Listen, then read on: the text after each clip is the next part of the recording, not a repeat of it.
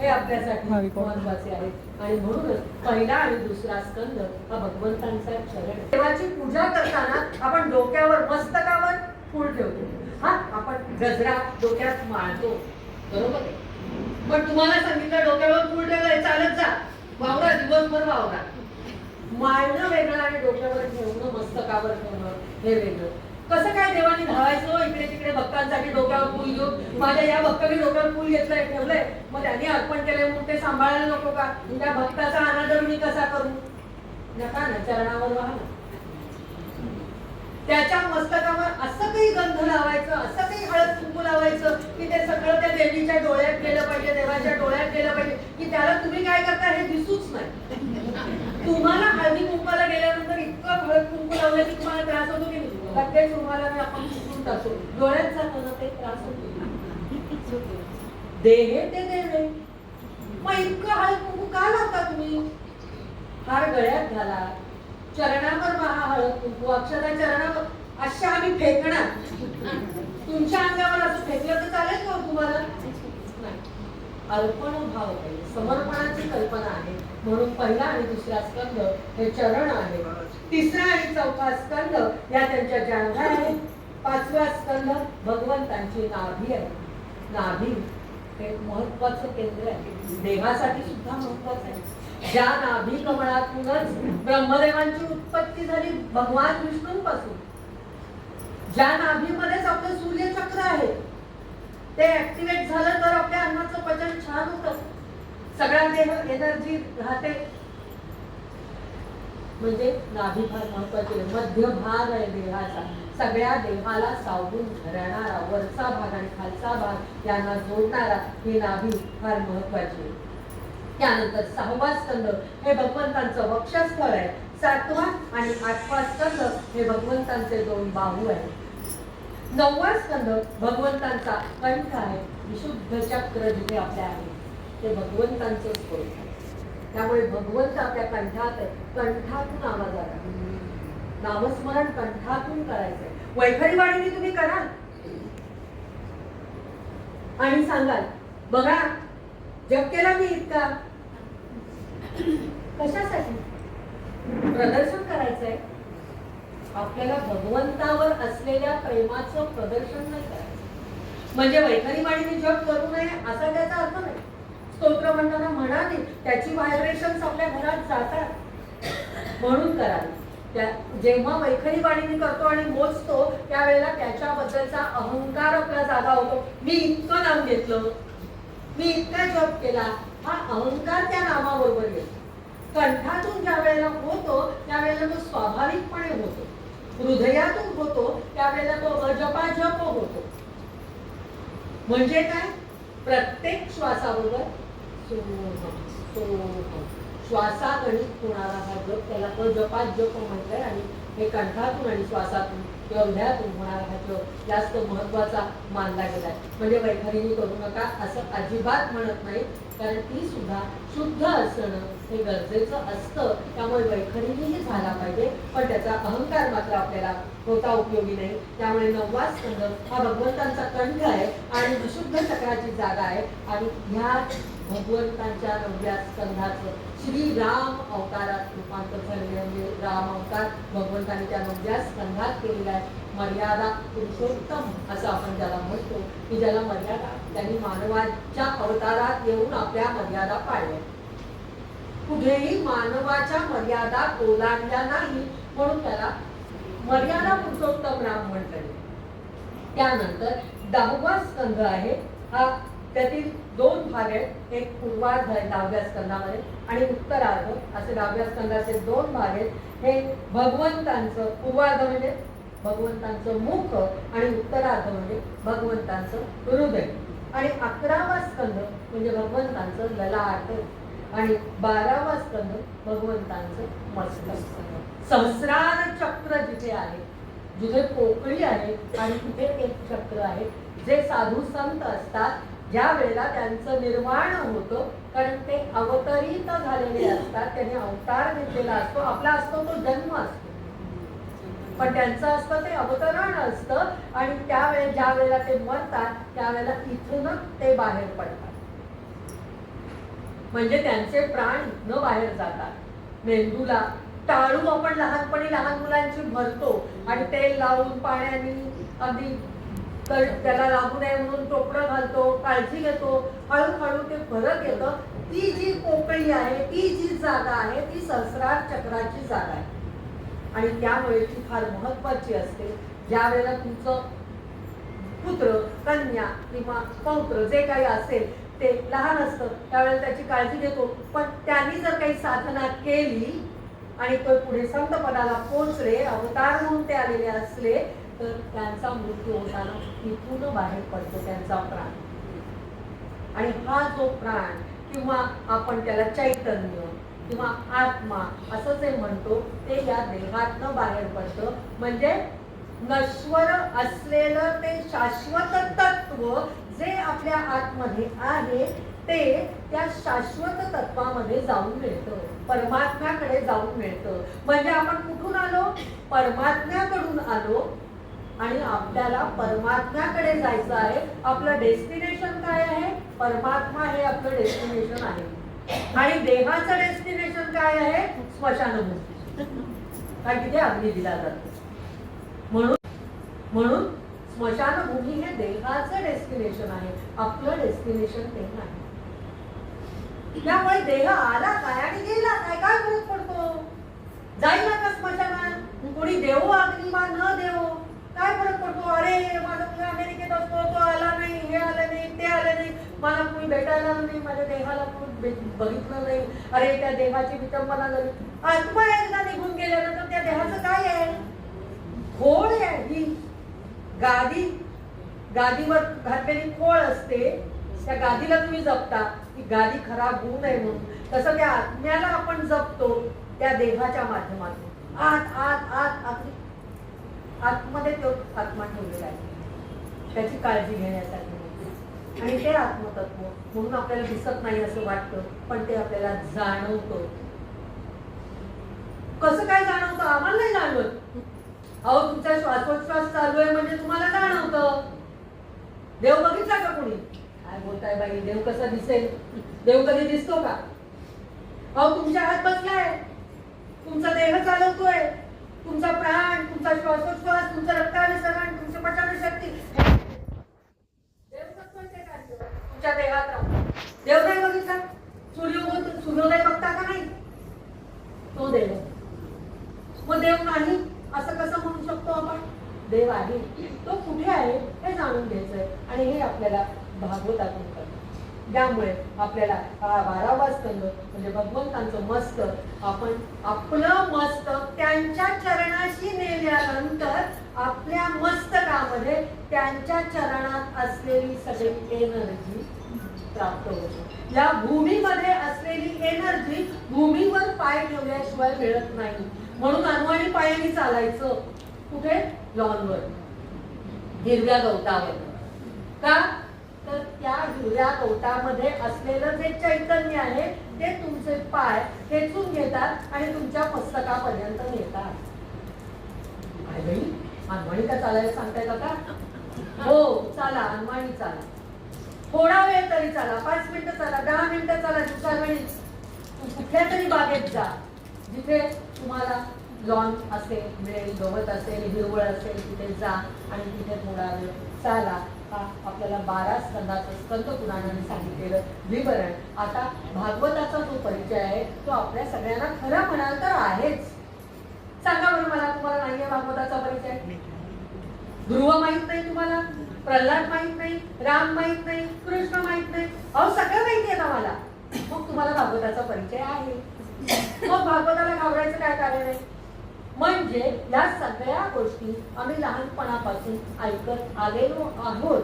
पण त्या गोष्टीच जसं सार हिसाबनीतीमध्ये सांगितलं जातं. थोडीशी गोष्ट असते, ससा कासवाची गोष्ट. ससा भरभर जातो, कासव अगदी हळू चालतंय. ससामध्ये म्हणतो अरे बरंच लांब आहे, झोपतो तो आणि कासव पुढे निघून जातो. मग ही गोष्ट संपली इथे. मग त्यानंतर आपण मुलांना काय सांगतो? याचं सार काय?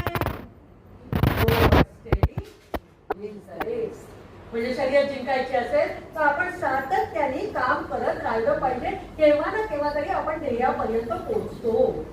हे जे आपण मुलांना शिकवतो, हिसाबनीतीतून शिकवतो, निरनिराळ्या गोष्टींच्या माध्यमातून शिकवतो, ते आपल्याला भागवतात या कथा शिकवतात.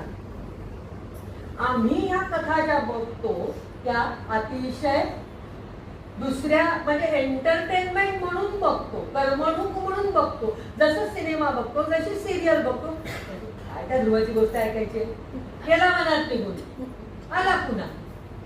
प्रल्हाद काय केलं वडिलांनी, आणि मग त्याच्या वडिलांना मारलं भगवंतांनी. असं कुठे होतं का?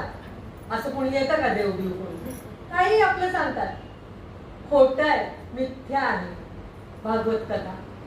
पुराण राहू दे, पुराणातली वांगी पुराणातच. आता सत्यात काय चाललंय ते बघा.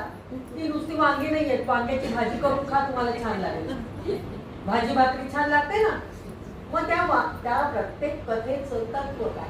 या सगळ्या कथा ज्या आहेत या रूपकात्मक आहेत आणि यातलं रूपक आपण सगळे बहुश्रुत आहोत. खूप वाचलंय, खूप ऐकलंय, खूप पाहिलंय. आपली वय आता एवढी आहे की तवरनं ताकभात ओळखतो. भात शिजत ठेवला की एक हा म्हणजे आम्ही आजकाल शिजत असा वर ठेवतच नाही, स्टीमरला लावतो किंवा कुकरला. शिट्ट्या काढा, हा मग या कडधान्याला 6 शिट्ट्या लागतात, त्याला 5, त्याला पुरण लावलेत का होलीच 7-8 शिट्ट्या म्हणजे छान शिजेल डाळ. काय शिट्ट्या काढताय तुम्ही? शिट्ट्या काढून त्या वाफेबरोबर त्या आतल्या पदार्थाचं सगळी न्यूट्रिएंट व्हॅल्यू तुम्ही वाया घालवता. एकही शिट्टी होऊ द्यायची नाही. प्रेशर कुकर वापरायचं असेल तर हे तत्व आहे त्याचं. म्हणजे जे साधन आपण वापरतोय ते त्या शास्त्रज्ञांनी कोणत्या तत्वासाठी काढलंय ते बघा. तुमचा वेळ वाचतो, तुमची एनर्जी वाचते म्हणजे गॅस वाचतो म्हणून तुम्ही विचार करत असाल तर त्यात शिजलेला भात हा मृतवत आहे, त्यात शिजलेली डाळ ही मृतवत आहे. त्यातनं तुमचं पोषण काही अहो काय आम्ही रोज घरी करून जेवतो हो, पण रोज त्या व्हिटॅमिनच्या गोळ्या घ्यायला लागतात, कॅल्शियम घ्यायला लागतं, पोषणच होत नाही. ही त्याची कमतरता आहे, त्याची कमतरता आहे. कसं होईल? घालवले तुम्ही त्या प्रत्येक शिट्टीद्वारे सगळी त्यातली न्यूट्रिएंट व्हॅल्यू तुम्ही खर्च करून टाकलेली आहे. भागवत आपल्याला शास्त्र सांगतो. शास्त्र विचार भागवत द्यायचं. भागवत नुसती पुराणातली मागणी नाही, त्याच्या मागे असलेलं शास्त्र आपण जर समजून घेतलं नाही तर त्याचा काही उपयोग नाही. आणि ते समजून घेण्यासाठी आपण हे 7 दिवस थोडे खर्ची घालणार आहोत. तुम्हाला असं वाटेल की छान गायन, संगीत, वादन, प्रत्येक कथा जोशात होईल, मग त्याच्याबरोबर आपण नाच करू, तर तसं इथे काही होणार नाही. सॉरी, मला अशी कथा करता येत नाही. माझ्या कथेचे सुद्धा 3 प्रकार आहेत. सात्विक कथा, राजस कथा, तामस कथा. मी सात्विक कथा करते. निखळ कथा, त्या कथेतलं तत्व त्यापर्यंत तुम्हाला घेऊन सात्विक कथा करते. निखळ कथा, त्या कथेतलं तत्व त्यापर्यंत तुम्हाला घेऊन जाण्याचे मॅक्झिमम प्रयत्न आणि ते तुम्ही गोड मानून घ्या. तुम्हाला इथे आनंद करायला मिळेल, नाचायला मिळेल, गायला मिळेल, तर तसं होणार नाही. हा, आपण कथेचा आनंद घेणार आहोत. ती आनंद घ्यायची जी कथा असेल ती सर्वात शेवटी असेल आणि ती शेवटी तुम्ही नाचा, गा. तुम्हाला माझं कथेचं काम पूर्ण झालं की तुम्हाला पूर्ण मुभा कितीही वेळ तुम्ही घालवा, माझं काही ऑब्जेक्शन नाही. पण जोपर्यंत कथा होत नाही तोपर्यंत आपली बुद्धी पणाला लावायची आणि त्या कथेचं सार आणि रूपक मला नंतर सांगायचं आहे. मान्य? तर आपण करूया. मी मदत करीनच तुम्हाला, कारण ह्यातल्या सगळ्या कथा रूपकात्मक.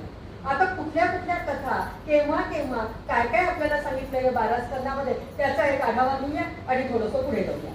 प्रथम स्कंदामध्ये भक्तियोग, त्यामुळे येणारं वैराग्य, परीक्षिताची कथा आणि नारदाचं चरित्र. दुसऱ्या स्कंदात ब्रह्मा आणि नारद यांचा संवाद आणि श्री भगवंतांच्या 24 अवतारांचं वर्णन. आपल्याला 10 दशावतार म्हणतो पण भगवंतांचे 24 प्राथमिक प्रमुख अवतार इथे आपल्याला सांगितलेले. तसे अनंत अवतार भगवंतांचे आहेत. तसंच सृष्टीची उत्पत्ती कशी झाली हे पण आपल्याला इथे पाहायला मिळतं. आपण जन्माला कसे आलो, ही सृष्टी कशी निर्माण झाली याचं कोडं, तसेच कालमापनाचं कोडं सुद्धा आपल्याला या भागवतातनं उलगडतं. तिसऱ्या स्कंदामध्ये विदुर आणि उद्धव यांचा संवाद, विदुर आणि मैत्रेयी यांची भेट, पुराण संहितेविषयीचे प्रश्न आणि प्रलय काळातील परमपुरुषाची स्थिती याचं वर्णन. त्याचबरोबर भगवंतांनी घेतलेला कपिलावतार म्हणजे कपिल मुनी म्हणून आपण ज्यांना ओळखतो, कर्णमनुषी आणि द्वारकेची निर्मिती, जरासंधाचा वध, त्याचबरोबर रुक्मिणी स्वयंवर, भौमासुराचा वध म्हणजे नरकासुराचा वध आणि त्याच्या बंदिवासात असलेल्या 16,000 शंभर स्त्रियांची कशी सुटका भगवंतांनी केली हे आपल्याला पाहायला मिळते.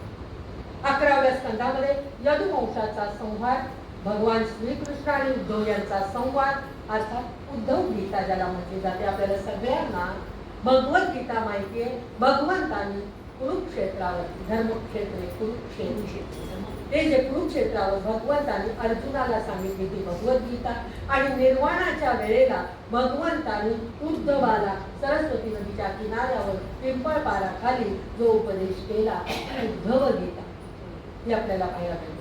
गीता एकच नाहीये, अनेक गीता आहेत.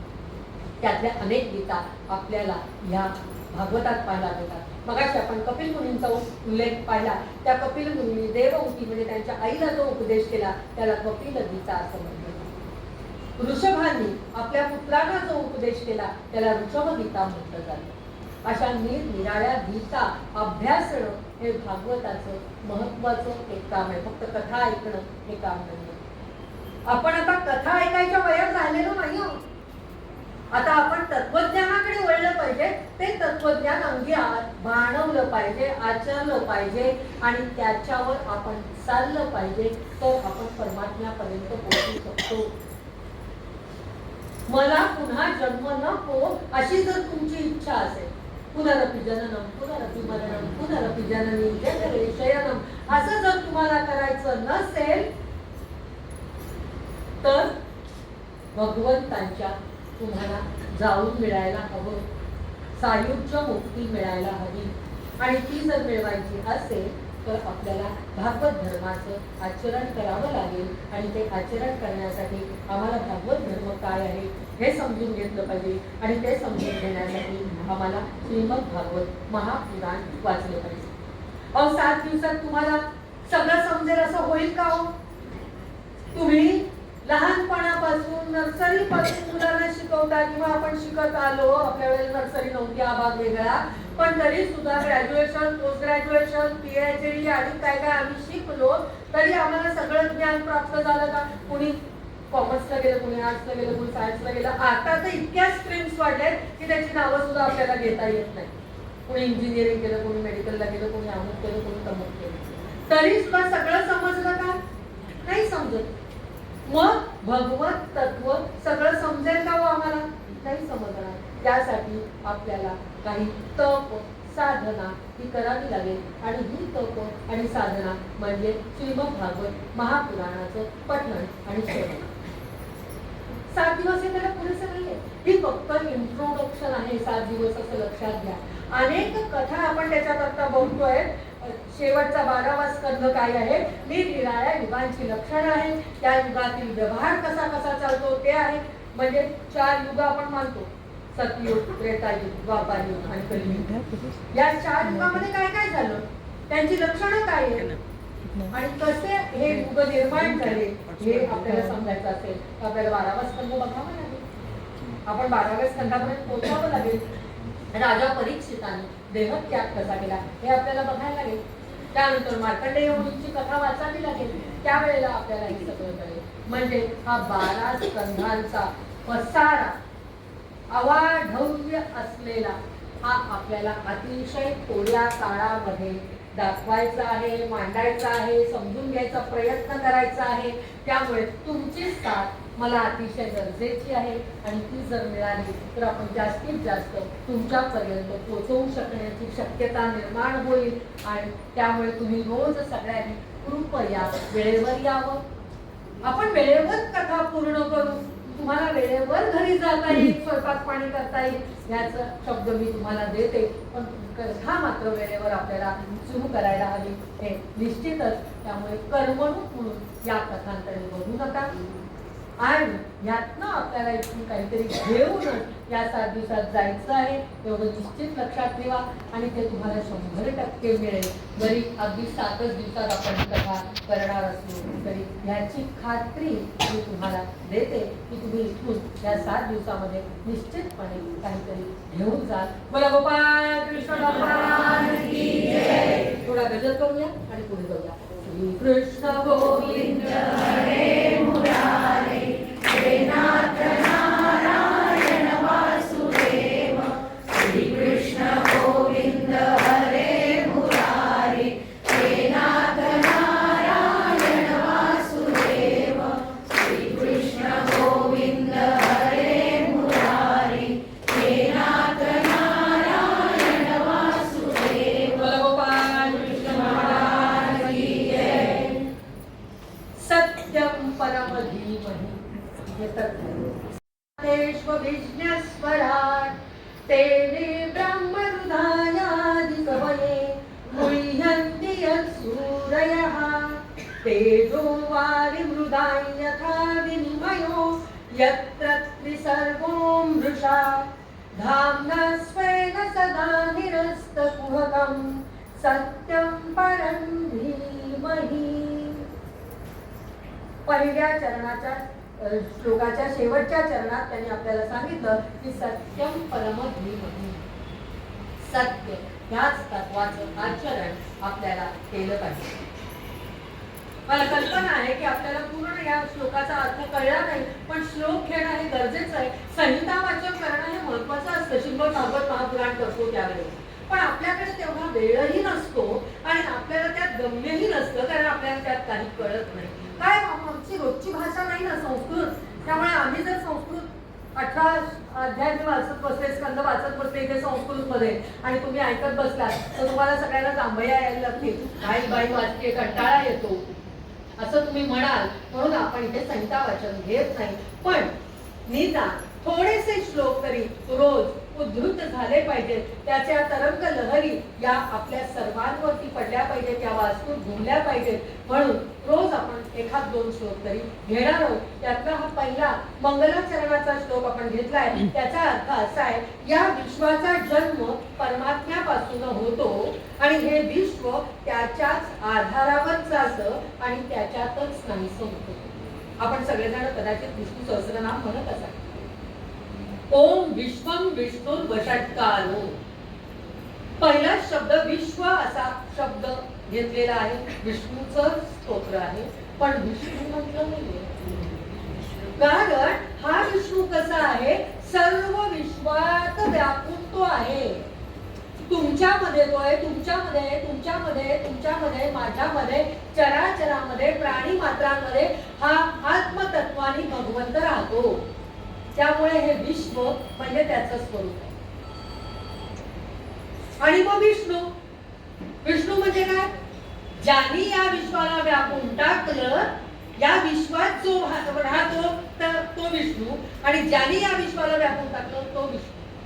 म्हणून विश्व आणि विष्णू असे 2 शब्दात त्याची आपल्याला तोच अर्थ इथे आहे की या विश्वाचा जन्म याच्यापासूनच झाला. या विश्वामध्ये सगळ्यांमध्ये तो राहतो आणि म्हणूनच ते विश्वाचं उपादान कारण तो आहे. मुख्य कारण काय आहे, तोच की परमात्मा तत्व आहे, कारण त्याचं सर्वांमध्ये अस्तित्व आहे. आणि तरी सुद्धा आपण म्हणतो तो देव आणि मी भक्त, वेगळे आहोत आम्ही, कारण माझ्यातलं आत्मतत्व मी ओळखलंच नाहीये, मला तो दिसत नाही. त्यामुळे आमचं अद्वैत नाही, आम्ही एक नाही. तो वेगळा आणि आम्ही वेगळे, म्हणजे तो आपलं कारण आहे. हे आता सिद्ध झालं की तो आपण त्याच्याचमुळे जन्माला आलो. आपल्यामध्ये तोच आहे, तो आहे म्हणून आपण जिवंत आहोत, हलतो, बोलतो, चालतो, डोलतो, खातो, पितो, जेवतो, झोपतो. तो ज्या वेळेला जातो ना, त्यावेळेला निष्प्राण देह पडला सगळं निघून गेलेलं आहे. मग तो निष्प्राण देह म्हणजे ज्याच्यात चैतन्य नाही असा तो, त्यामुळे तो वेगळा सुद्धा आहे असं आपण मानतो, म्हणतो, बोलतो, पण तो वास्तविक आपल्यामध्येच असतो. त्यामुळे तो आपलं उपादान कारण तो आहे, मुख्य कारण तो आहे, त्याच्यापासून आपण जन्माला आलो. तो आणि मी वेगळा आहे, त्यामुळे तो निमित्त कारण आहे. त्याच्यामुळे सगळं होतं बरोबर. पण मी वेगळी, मी तो नाही, हे आमचं मानणं आहे. हेच आपल्याला या श्लोकात ते सांगतायत. आणि म्हणजेच आम्ही मायेच्या गुंत्यात गुंतलेलो आहोत. गुंता कसलाय? माया, भ्रम आहे आपला. अंधारामध्ये ज्या वेळेला आपण चालत असतो, काहीतरी हलतं, आपल्याला वाटतं अरे किडा, मुंगी, साप काही आलं की काय, भीती वाटते. ती माया. प्रकाश आला त्याला नाही, काही नाही, दोरा साधा, म्हणजे ती माया आहे. मायेचा निराश झाला प्रकाश आल्याबरोबर. मग ज्या वेळेला आत्मज्ञान होतं त्यावेळेला आत्मतत्वाचा प्रकाश पडतो आणि भ्रमाचा, मायेचा निराश होतो आणि आपल्याला कळतं अरे तो आणि मी वेगळे नाहीच, तोच मी आहे, मीच तो आहे. सहा भ्रम, मी वेगळा नाही. आणि म्हणूनच सोहमचा जग हा सगळ्यात महत्वाचा स्वामी स्वरूपानं आपल्याला सांगितलेला आहे. आणि हा मायेचा निराश करत असल्यामुळे त्याला सत स्वरूप, म्हणजे तेच काय आहे ते सगळ्यात सत असलेलं खरं जे आहे असं ते स्वरूप आहे. आणि म्हणून त्याला सत स्वरूप असलेला सत्यम परम धीमहि, आमच्या बुद्धीला गोचर भाव ते तत्व, अशी काहीतरी व्यवस्था आपण केली पाहिजे. त्यासाठी डोळे मिटले पाहिजे, ध्यान धारणा केली पाहिजे, आपल्या आत आपल्या सगळ्या इंद्रियांना वळवलं पाहिजे. आमच्या कानांनी आमच्या हृदयाचे ठोके ऐकले पाहिजे. डॉक्टर ऐकतात, हो स्टेथोस्कोप ठेवतात आणि तुमच्या हृदयाचे ठोके ऐकतात आणि मग ते चांगलं चालतंय का वाईट चालतंय ते तुम्हाला सांगतात. पण तुमच्या हृदयाचे ठोके तुम्हाला ऐकता आले पाहिजे. तुमचं हृदय तुम्ही दृष्टी आत वळवली तर तुम्हाला दिसलं पाहिजे, जाणवलं पाहिजे. दिसणं म्हणजे फक्त डोळ्यांनी दिसतं ते सत्य असतं असं नाही. जे जाणवतं ते सुद्धा सत्य असतं, तेच खरं असतं जास्त. कारण मला जाणवतं की माझ्या आतमध्ये काहीतरी आहे. जे सारखं इकडनं तिकडे पायाच्या अंगठ्यापासून सहस्रार चक्रापर्यंत फिरतंय ते रक्त, हे माझं खरं आणि तत्व. मग ते दिसतं का? नाही. अहो आम्ही विज्ञानवादी आहोत, जे दिसतं ना तेच खरं मानतो. मग तुमचं रक्त दिसत नाही तर तुम्ही मानत नाही का? त्याचं हृदयाचं आकुंचन प्रसारण तुम्ही मानत नाही का? मग ते आम्ही स्टेथोस्कोपनी जाणून घेतो ना. म्हणजे विज्ञानाला सुद्धा काहीतरी लागतं ना साधन, मग ते आमचं आमच्याजवळ आहे ना.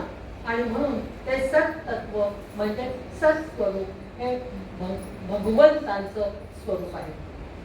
आता दुसऱ्या श्लोकाकडे आपण वळणार आहोत.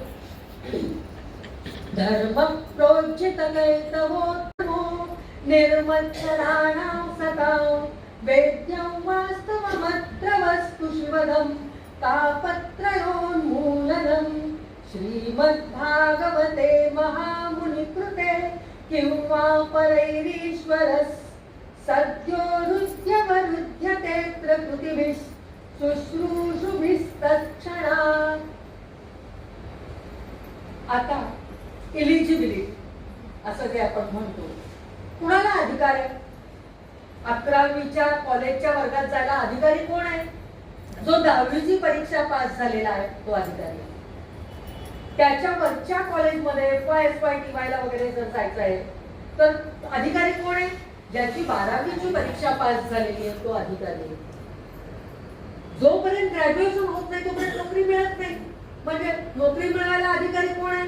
ज्यांनी ज्ञान प्राप्त करून कागद डिग्री हासिल केलेली आहे, प्राप्त करून घेतलेली आहे. डिग्री तोंडावर फेकून हा माझी ही डिग्री आहे, एवढे पर्सेंटेज आहे, द्या मला नोकरी, मी इलिजिबल आहे, हे नोकरी मिळवायला मी पात्र आहे. मिलिटरीत जायचं असेल तर तिथे तुमच्या शारीरिक क्षमतांची चाचणी केली जाते. उंची एवढी हवी, दृष्टी अशी हवी, तुम्हाला एवढं पाहता आलं पाहिजे, एवढी शारीरिक क्षमता वेग एवढं हवं. म्हणजे प्रत्येक ठिकाणी इलिजिबिलिटी अधिकार वेगवेगळा असतो. तसंच हा भागवत वाचायचा अधिकार आम्हाला आहे का? आम्ही सत्तत्वावर चालतो का? आमचं आचरण सुद्धा आहे का? आम्ही घरात बसतो सोफ्यावर, आम्हाला आमच्या मैत्रिणीचा फोन येतो, मित्राचा फोन येतो, हॅलो काय म्हणतेस, कशी आहेस, मी छान आहे, तू छान आहे, अगं मी तुझ्या घराजवळ आले, येऊ का? अगं नाही, मी आता आउट ऑफ स्टेशन आहे, नको येऊ. आमची मुलं बाळं नातवंड आजूबाजूला असतात, आम्ही बोलतो ना असं, कारण त्या माणसाने आमच्याकडे येऊ नये असं आम्हाला वाटत असतं. धादांत खोटं बोलतो. अहो काय सांगतात आई, आम्ही खोटं नाही हो बोलत, हे बोलता ना का? नाही बोलतो, सगळेजण बोलतात, मला माहिती आहे ना की आम्ही सांगतो, आम्हाला वाटतं त्या मैत्रिणींनी आमच्याकडे आता येऊ नये.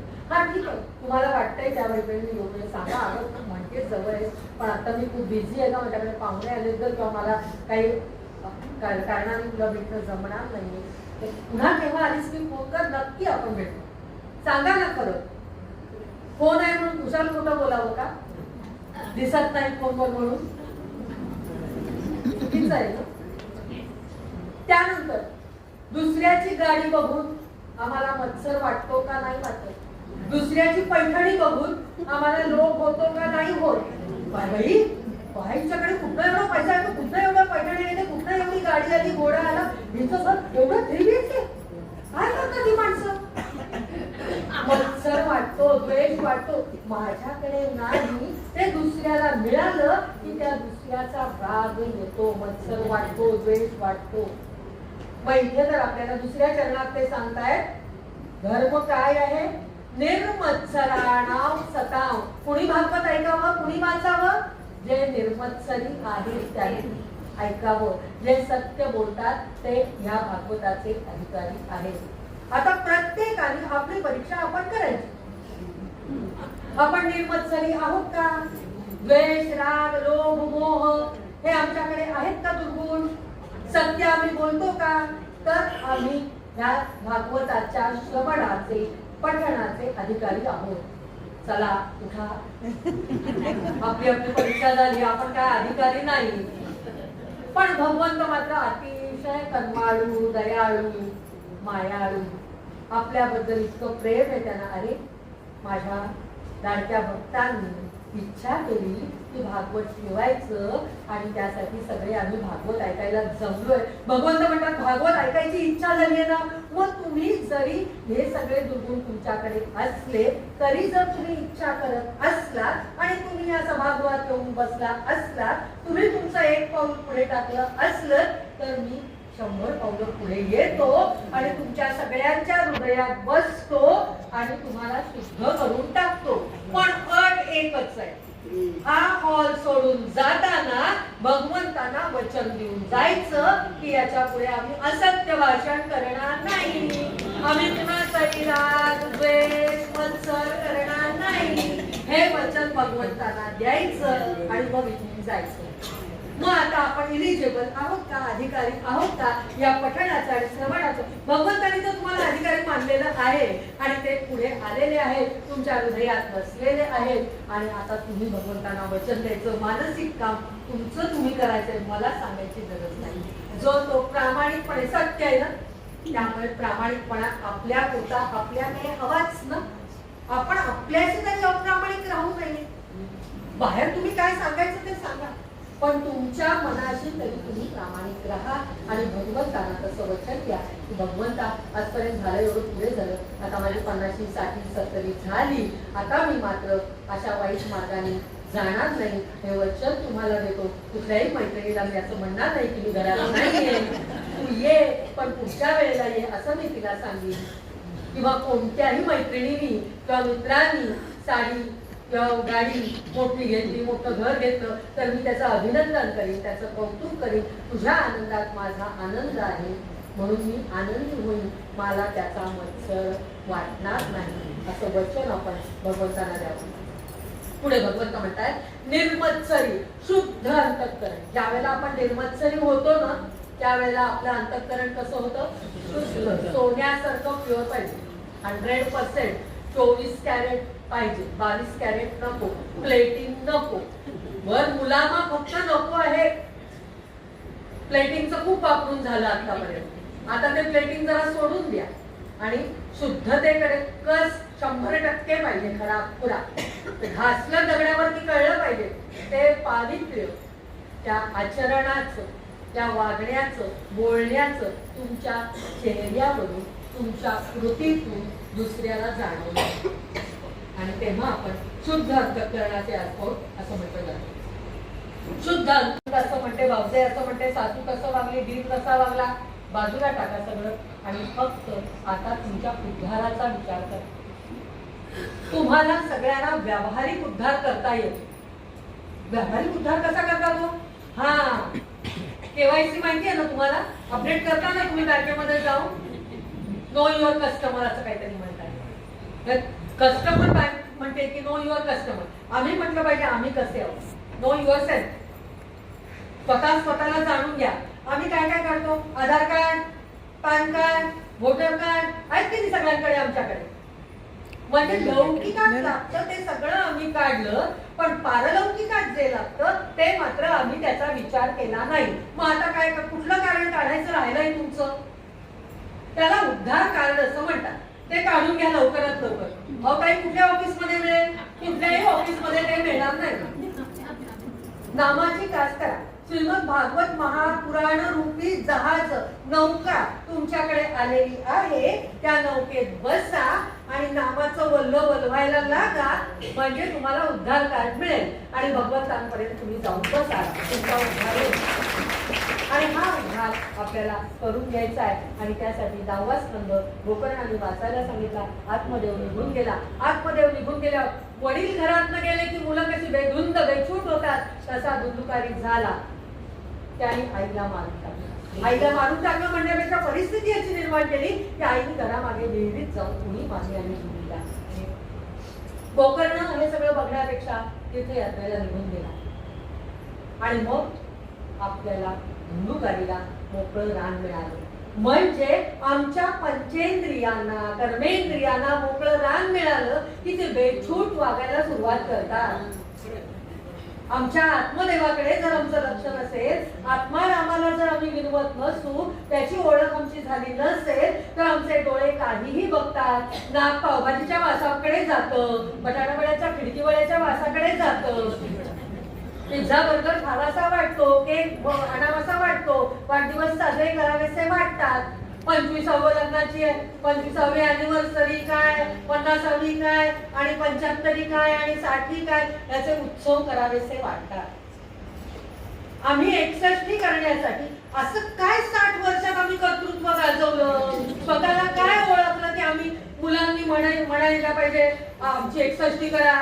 मुलांना आम्ही सांगावं किंवा मुलांनी म्हणावं आई 61 करतो तुझी, बाबा 61 करतो, 75 करतो. असं आम्ही काय कर्तृत्व केलं? परमार्थ आम्ही काय साधला? स्वार्थही आम्ही साधला नाही. जर आम्ही स्वतःला ओळखलं नाही, स्वस्वरूपाची ओळख करून घेतली नाही, तर आम्ही आमचा स्वार्थच साधला नाही. आमचा स्वार्थ जर आम्हाला साधता येत नसेल, तर आम्हाला परमार्थ साधता येईल का? म्हणून समर्थ सांगतात, प्रपंच करावा नेटका मग घ्यावे परमार्थ विवेक.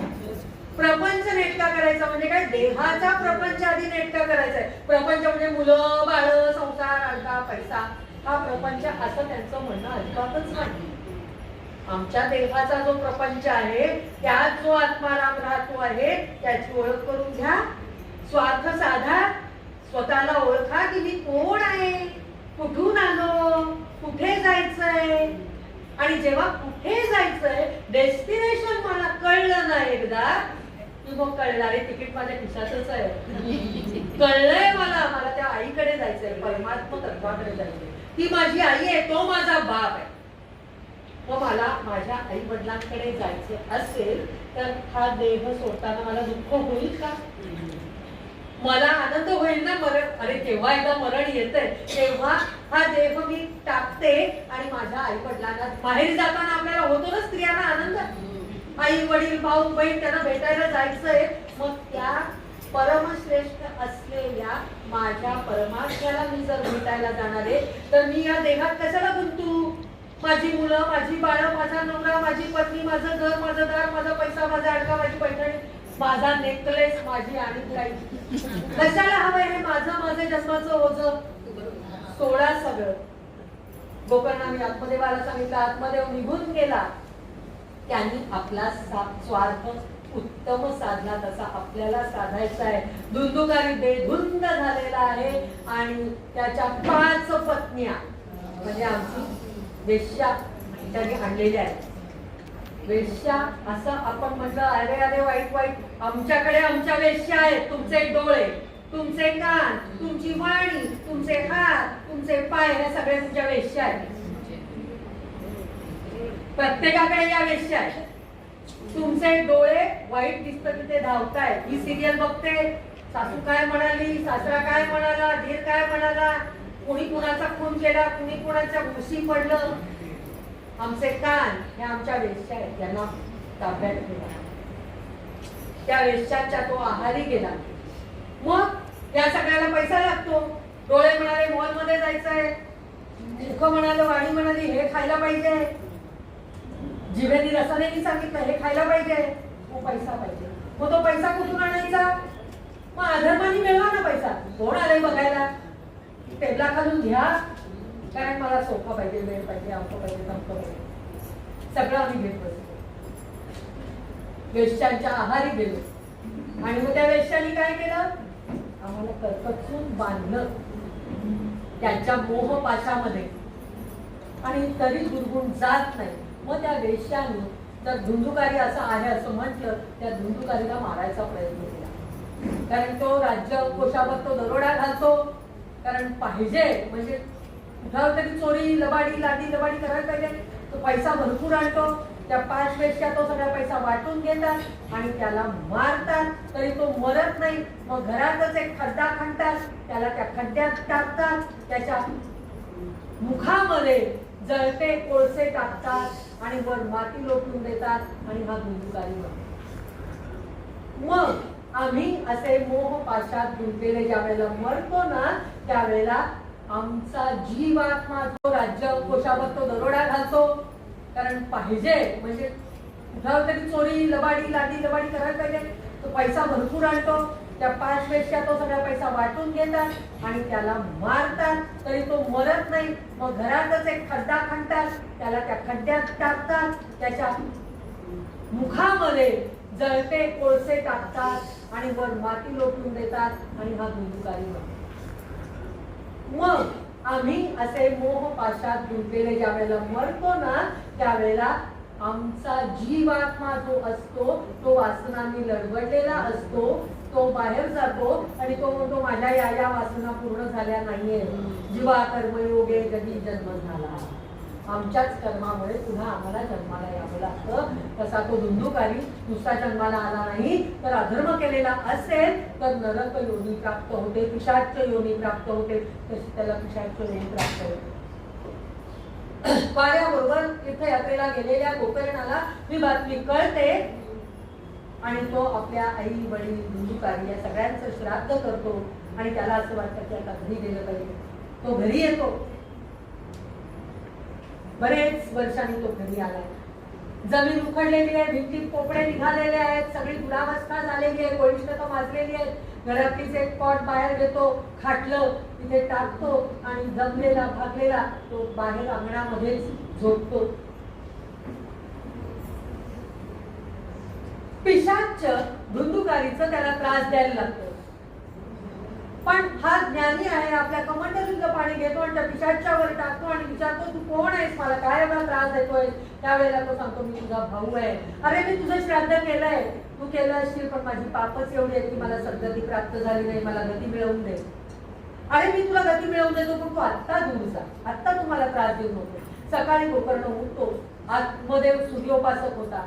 गोकर्ण सूर्योपासक आहे. सूर्याला सकाळी सकाळी अर्घ्य देतो आणि सूर्याला विनवणी करतो, अरे माझ्या भावाला सद्गती प्राप्त झाली नाहीये तर मी काय करू. आकाशवाणी होते, भागवत कथा करतो.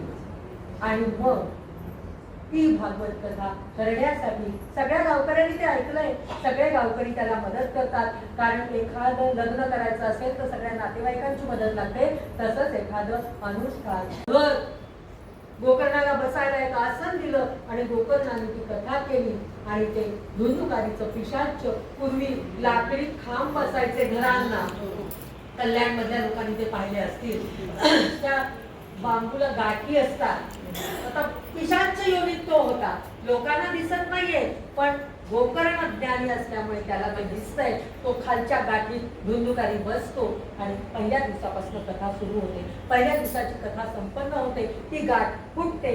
तशा आपल्या रोज एक एक ग्रंथींचं छेदन आपण करणार आहोत आणि 7व्या दिवशी आपल्याला परमगती प्राप्त होणार आहे. अरे बापरे, भगवंत येणार की काय आम्हाला न्यायला? नकोच यायला, अजून आमचं हे राहिलंय ते राहिलंय, माझं घर आहे, मी कसं असं सोडून येणार. असा भाव तिथे तुमच्या मनात निर्माण होईल. पण आपलं तसं काही होणार नाही. तो धुंदुकारी दुसऱ्या दिवशी दुसऱ्या गाठीत तिसऱ्या गाठीत 7 दिवसात 7 गाठी तो करतो आणि 7व्या दिवशी ज्या वेळेला कथा संपन्न होते त्यावेळेला पार्श्वगण भगवंतांचे त्याला न्यायला येतात आणि त्याला भगवत लोक प्राप्त होतो. भागवत ऐकल्याचं पुराण महत्वाचं लाभ काय आहे तर आपल्याला तो भगवत लोक प्राप्त व्हावा म्हणून सगळे गावकरी म्हणतात गोकर्णाला, गोकर्णा धुंदुकारीला न्यायला पार्श्वगण आले. एवढा अधर्मी एवढी पाप केली आहे तरी त्याला पार्श्वगण आले. आम्ही तर सगळ्यांनी चांगलं काम करतो, सदाचारी आहोत आणि आम्हाला न्यायला का नाही कोणी आलं? मग भगवंत का नाही आले? मग त्यावेळेला त्या पार्श्वगणाला सगळ्यांचा प्रतिनिधी म्हणून गोकर्णाने विचारलं, का रे बाबा पार्श्वगणांनो, तुम्ही या सगळ्या गावकऱ्यांना न्यायला का नाही आला? फक्त एकट्या धुंदुकारीला का घेऊन जाताय? त्याला एवढं सुंदर रूप कसं काय प्राप्त झालं? तर त्यावेळेला त्यांनी सांगितलं, हे गावकऱ्यांनो, तुम्ही जी कथा ऐकताय तो आज कथा संपल्यावर प्रसाद काय मिळणार? हे कथेपेक्षा प्रसादाकडे तुमचं लक्ष होतं. घरी गेल्यावर स्वयंपाक काय करायचा? उद्या प्रसाद काय असेल? उद्या कुठली कथा ऐकायला मिळेल? म्हणजे कथा ऐकायला मिळेल. त्याचं मनात काही परिणाम नाही असं असेल तर आम्हाला पार्श्वगण द्यायला येणार नाही. त्यामुळे तुम्ही विचार करा, तुम्हाला पार्श्वगण द्यायला हवे असले तर आता ऐकलेली कथा आता ती ओठावर ठेवायची, मनात ठेवायची, बुद्धीत साठवायची, सातत्याने त्या भगवंतांचं नामस्मरण करायचं तर आम्हाला 7व्या दिवशी भगवंत न्यायला येऊ सुद्धा शकतील. आणि असं झालं तर सगळ्यात उत्तम तुमच्यासारखे तुम्हीच असं म्हणावं लागेल आणि बाकी सगळ्यांची मात्र अजून पाप संपली नाही. त्यामुळे त्यांना पार्श्वगण न्यायला आले नाही. पुन्हा भागवत कथा करायला पाहिजे.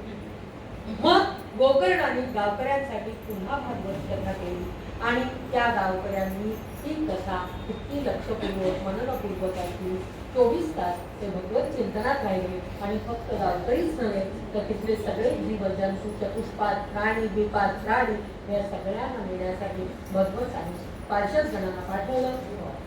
असा हा भागवत धर्माचा लाभ आपल्याला होतो. भागवत पठणाचा, श्रवणाचा लाभ होतो. त्यामुळे तो भागवत धर्म आपण आचरला पाहिजे आणि त्या भगवत तत्वावर आपण चाललं पाहिजे. भगवंतांची कास धरली पाहिजे, सत्याची कास धरली पाहिजे, निर्मत्सरी झालं पाहिजे, आपलं अंतःकरण शुद्ध करून घेतलं पाहिजे. आणि अशा प्रकारे पुढचे 6 दिवसही आपण कथेला येऊ, आपलं अंतःकरण शुद्ध करू, जास्तीत जास्त परमात्म्यापर्यंत आपल्याला कसं जाता येईल हे आपण पाहूया. मला मॅक्सिमम वेळ थोडा मिळाला. आता याच्या पुढच्या कथा आपण उद्यापासून बघूया. आता इथेच फिरवूया, थोडा जप करूया आणि मग आपली आरती घेऊ आणि प्रसाद वाटत घ्यायला ते आपण आपल्या श्री कृष्ण गोविंद हरे मुरारी हे नाथ नारायण वासुदेव. श्री कृष्ण गोविंद हरे मुरारी हे नाथ नारायण वासुदेव. श्री कृष्ण गोविंद हरे मुरारी हे नाथ नारायण वासुदेव. गोपाल कृष्ण महाराज की जय. आरती.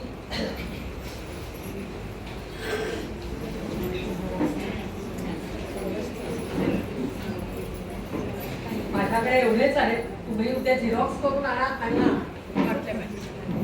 मला सगळ्यांना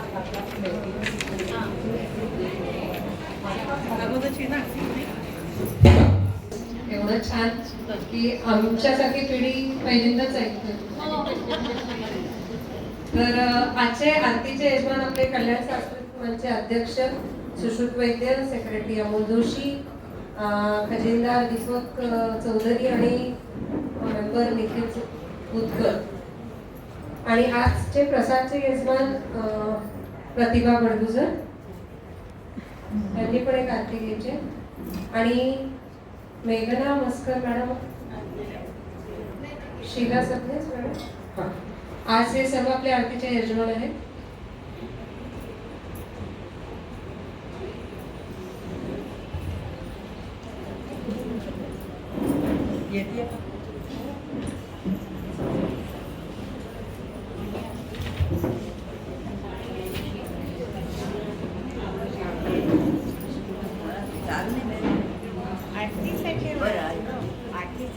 आरतीसाठी करायची सुरुवात झाली, निरांजन लागली. एक मिनिट, मनीषा ताई फडके आल्या होत्या ना आज भागवताला.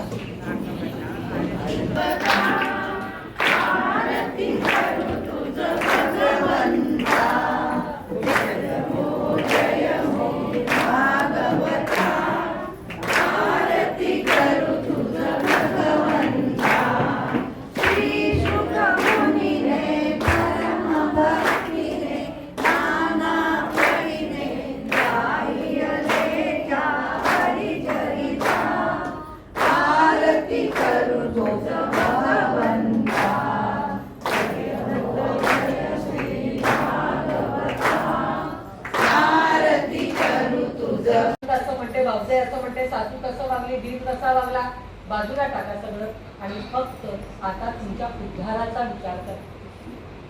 तुम्हाला सगळ्यांना व्यावहारिक उद्धार करता येतो. व्यावहारिक उद्धार कसा करता तो? हा, केवायसी माहिती आहे ना तुम्हाला? अपडेट करता ना तुम्ही बँकेमध्ये जाऊन, नो युअर कस्टमर असं काहीतरी म्हणतात. कस्टमर बँक म्हणते की नो युअर कस्टमर. आम्ही म्हटलं पाहिजे आम्ही कसे आहोत. Know yourself. स्वतःला जाणून घ्या. आम्ही काय काय करतो? Aadhaar card, PAN card, voter card आहेत की नाही सगळ्यांकडे आमच्याकडे. म्हणजे लौकिकात लागतं ते सगळं आम्ही काढलं, पण पारलौकिकात जे लागतं ते मात्र आम्ही त्याचा विचार केला नाही. मग आता काय, कुठलं कारण काढायचं राहिलंय तुमचं? त्याला उद्धार कार्ड असं म्हणतात. ते काढून घ्या लवकरात लवकर. अहो काही कुठल्या ऑफिसमध्ये मिळेल? कुठल्याही ऑफिसमध्ये ते मिळणार नाही. नामाची कास करा. श्रीमद भागवत महापुराण रूपी जहाज, नौका तुमच्याकडे आलेली आहे. त्या नौकेत बसा आणि नामाचं वल्ल वलवायला लागा, म्हणजे तुम्हाला उद्धार कार्ड मिळेल आणि भगवंतांपर्यंत तुम्ही जाऊन बसा. तुमचा उद्धार होईल. आणि हा उद्धार आपल्याला करून घ्यायचा आहे. आणि त्यासाठी 10वा स्कंद गोकर्णाने वाचायला सांगितला. आत्मदेव निघून गेला. आत्मदेव निघून गेल्यावर वडील घरातनं गेले की मुलं कशी बेधुंद बेछूट होतात, तसा धुंदुकारी झाला. त्याने आईला मारून टाकलं. आईला मारून टाकलं म्हणण्यापेक्षा परिस्थिती अशी निर्माण केली की आईने घरामागे विहिरीत जाऊन कुणी मागे आणि मुलीला. गोकर्ण हे सगळं बघण्यापेक्षा तीर्थयात्रेला निघून गेला. आणि मग आपल्याला धुंदुकारीला मोकळं रान मिळालं.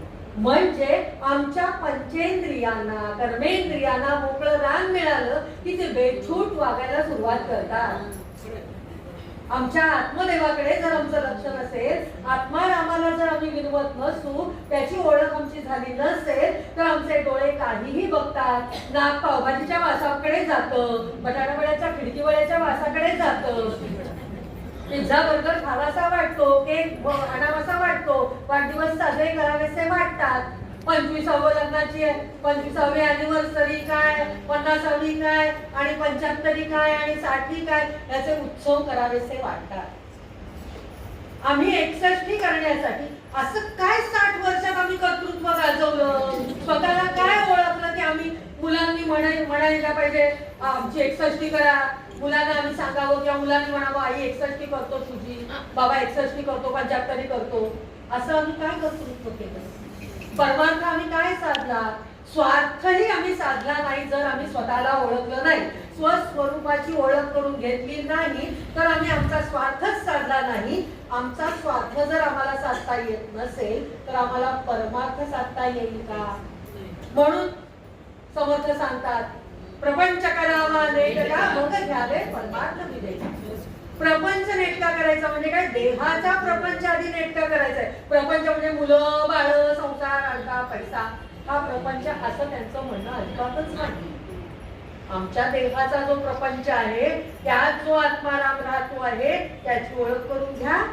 स्वार्थ साधा, स्वतःला ओळखा की मी कोण आहे, कुठून आलो, कुठे जायचंय. आणि जेव्हा कुठे जायचंय, डेस्टिनेशन मला कळलं ना एकदा की मग कळणारे तिकीट माझ्या खिशातच आहे. कळलंय मला त्या आईकडे जायचंय, परमात्मा तत्वाकडे जायचंय. ती माझी आई आहे, तो माझा बाप आहे. मग मला माझ्या आई वडिलांकडे जायचं असेल तर हा देह सोडताना मला दुःख होईल का? मला आनंद होईल ना मरण, अरे केव्हा एकदा मरण येतंय तेव्हा हा देह मी टाकते आणि माझ्या आई वडिलांना बाहेर जाताना आपल्याला होतो ना स्त्रियांना आनंद, आई वडील भाऊ बहीण त्यांना भेटायला जायचंय, मग त्या परमश्रेष्ठ असलेल्या माझ्या परमात्म्याला मी जर भेटायला जाणार आहे तर मी या देहात कशाला गुंतू? माझी मुलं, माझी बाळं, माझा नवरा, माझी पत्नी, माझं घर, माझं दार, माझा पैसा, माझा अडका, माझी पैठणी, माझा नेकलेस, माझी आणि काही कशाला हवंय हे माझं जन्माचं ओझं सोडा सगळं. गोकर्णाने आत्मदेवाला सांगितलं, आत्मदेव निघून गेला, त्यांनी आपला स्वार्थ उत्तम साधला तसा आपल्याला साधायचा आहे. धुंदुकारी बेधुंद झालेला आहे आणि त्याच्या 5 पत्न्या म्हणजे आमची वेश्या त्यांनी आणलेल्या आहेत.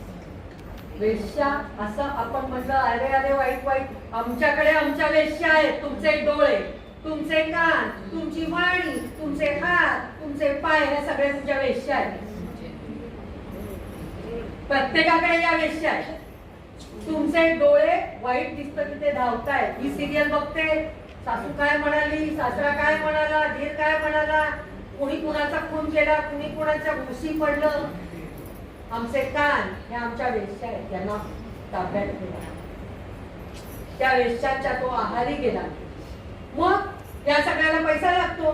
डोळे म्हणाले मॉलमध्ये जायचंय, मुख म्हणाले, वाणी म्हणाली हे खायला पाहिजे, जिभेनी रसाने सांगितलं हे खायला पाहिजे, मग पैसा पाहिजे. मग तो पैसा कुठून आणायचा? मग अधर्माने मिळवा ना पैसा. कोण आलंय बघायला? टेबला खालून घ्या, कारण मला सोफा पाहिजे, वेळ पाहिजे, आमचं पाहिजे, तमकं पाहिजे, सगळं आम्ही घेत बसतो. वेश्यांच्या आहारी गेलो आणि मग त्या वेश्यांनी काय केलं? आम्हाला कर्कचून बांधलं त्यांच्या मोहपाशामध्ये आणि तरी दुर्गुण जात नाही. मग त्या वेश्याने जर धुंदुकारी असं आहे असं म्हटलं, त्या धुंदुकारीला मारायचा प्रयत्न केला. कारण तो राज्य कोशावर तो दरोडा घालतो, कारण पाहिजे म्हणजे कुठं तरी चोरी लबाडी लाडी लबाडी करायला पाहिजे. तो पैसा भरपूर आणतो. त्या 5 वेश्या तो सगळा पैसा वाटून घेतात आणि त्याला मारतात, तरी तो मरत नाही. मग घरातच एक खड्डा खणतात, त्याला त्या खड्ड्यात टाकतात, त्याच्या मुखामध्ये जळते कोळसे टाकतात आणि वर माती लोटून देतात आणि हा धुंदुकारी बनतो. मग आम्ही असे मोह पाशात गुंतलेले ज्या वेळेला मरतो ना, त्यावेळेला आमचा जीवात्मा शुद्ध अंतःकरण असणाऱ्या अशा सत्पुरुषाने कल्याणकारी असलेल्या तापत्रयांचा नाश करणारा. आता तापत्रय मग सुद्धा आपण सुरुवातीला श्लोक बघितला, त्यावेळेला बघितलं 3 तापांचा नाश करणारे भगवंत आहे. अधिदैविक, अधिभौतिक आणि आध्यात्मिक असे 3 ताप आपल्याला असतात आणि याचं विवरण आपल्याला करायला आता वेळ नाही, म्हणून दासबोध उघडा तुम्ही. दासबोधात तुम्हाला याचं विवरण समर्थाने अतिशय सुंदर केलेलं आहे, ते पाहायला मिळेल. तर ह्या तापत्रयांचा नाश करणाऱ्या भगवंतांचं वर्णन या भागवतामध्ये केलं आहे. आणि पुण्यवान लोक जेव्हा हे ऐकायची इच्छा प्रदर्शित करतात तेव्हा भगवंत विनाविलंब, तुम्ही हात सुद्धा मारावी लागत नाही, चला भागवत ऐकायचं आहे, एवढी इच्छा प्रदर्शित केली, ही इच्छा भगवंतांपर्यंत पोहोचते आणि विनाविलंब भगवंत तुमच्या हृदयात येऊन बसतात. बघा, सगळ्यांच्या हृदयात आता भगवंतांची स्थापना झालेली आहे. भगवंत सगळ्यांच्या हृदयात स्थिर झालेले आहेत. असे आपण सगळे या श्रवणाचे आणि पठणाचे अधिकारी झालेलो. बोला गोपाळ कृष्ण महाराज की जय. यावेळेला आपण म्हणतो की हे भागवत महापुराण आम्हाला ऐकायचं आहे. बरोबर आहे ताई? आलो खरं आम्ही ऐकायला.